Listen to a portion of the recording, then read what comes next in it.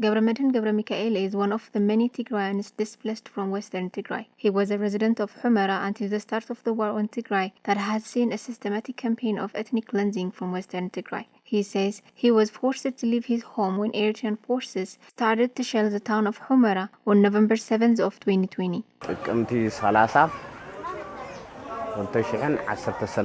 We left Humera on November 7 of 2020 because Eritrean forces were shelling our town.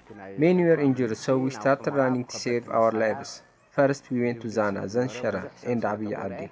It was very difficult, but we finally reached Mekelle in December. Gabramedhin has been sheltered in a health clinic repurposed to accommodate IDPs in Mekelle. But like many suffering from chronic illness, he has not been able to access medication due to the siege on Tigray that has left the medical stocks in Tigray depleted. I have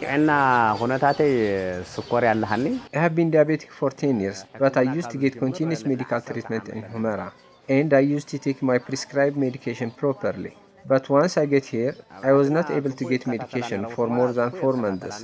I first started to reduce my daily intake so that I could at least have some medication, but this exacerbated my condition. And later I was diagnosed with high blood pressure. I started to follow up at IDER, but they have no medication due to the siege, so I guess I am just waiting my days now. Lack of food aid and other essential supplies at the IDP camp, Gabramedhin says is exasperating his condition. For months, he says he hasn't been able to fulfill his dietary needs. Back at home, I used to have access to healthy foods like teff and other sugar-free foods that my doctor advises me to consume. Here I cannot get food, let alone healthy food.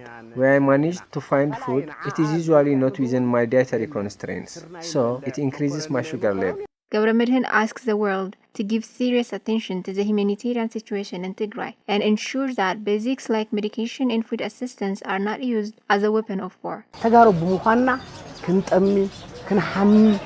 are dying due to lack of food and medication. This is happening to us just because we were born Tigrayan. It's enough to be born human, to emphasize with our suffering. The Ethiopian government has displaced over 1 million people from their homes in western Tigray. Equally devastating has been its blockade on food aid and medical supplies into Tigray, further devastating a community that it has forced to depend on humanitarian assistance for its very survival.